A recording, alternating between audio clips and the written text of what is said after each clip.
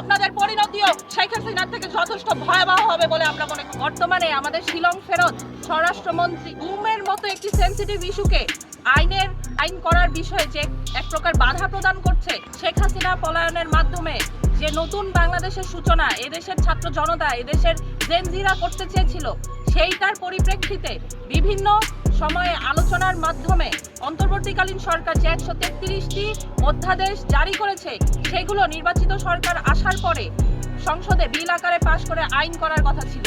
কিন্তু আমরা দেখছি বর্তমানে আমাদের শিলং ফেরত স্বরাষ্ট্রমন্ত্রী গুমের মতো একটি সেনসিটিভ ইস্যুকে আইনি প্রক্রিয়া বা আইন করার বিষয়ে যে এক প্রকার বাধা প্রদান করছে, এটি এই জনগণের কাছে আজকে সুস্পষ্ট। আমরা আমাদের স্বরাষ্ট্রমন্ত্রীকে স্পষ্টভাবে বলে দিতে চাই, আপনি না হয় শিলংয়ে বসে ভারতের মদদে খুব ভালো সেবা পেয়েছেন, কিন্তু আপনারই সহকর্মী ইলিয়াস আলী, তার লাশ গুম করার পরে ফেলে দেওয়া হয়েছে ধলেশ্বরী নদীতে। আপনার সেই ইলিয়াস আলীর স্ত্রী এই সংসদে রয়েছেন, তাদের প্রতি বিন্দুমাত্র সহমর্মিতা যদি আপনাদের থাকতো, তাহলে গুমের মতো একটি সেনসিটিভ ইস্যুকে আপনারা এইভাবে বাধাগ্রস্ত করতেন না। সাংবাদিক ভাইরা, আমরা দেখেছি যে কিভাবে 20টি অধ্যাদেশের মধ্যে 4টিকে সম্পূর্ণ বাতিল এবং 16টিকে অধিকতর আলোচনার জন্য স্থগিত করে রাখা হয়েছে।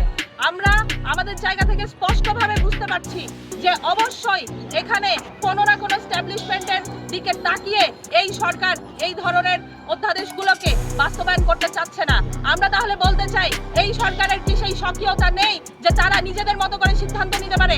তাদের মদদে এই সরকার এই ধরনের সিদ্ধান্ত নিচ্ছে, যেই আমলাদের দিকে তাকিয়ে তাদের কাছ থেকে গ্রিন সিগন্যাল পাওয়ার পরে তারা চিন্তা করছে যে আমরা এই বিষয়গুলোকে নিয়ে পর্যালোচনা করব।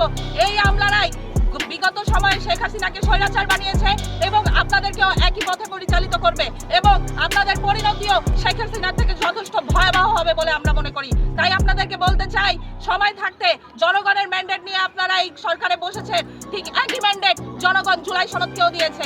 এই জায়গা থেকে যদি আপনাদের ম্যান্ডেট বৈধ হয়ে থাকে, তাহলে জনগণের 70% জনগণের দেওয়া জুলাই সনদের যে ম্যান্ডেট, সেই ম্যান্ডেটও বৈধ।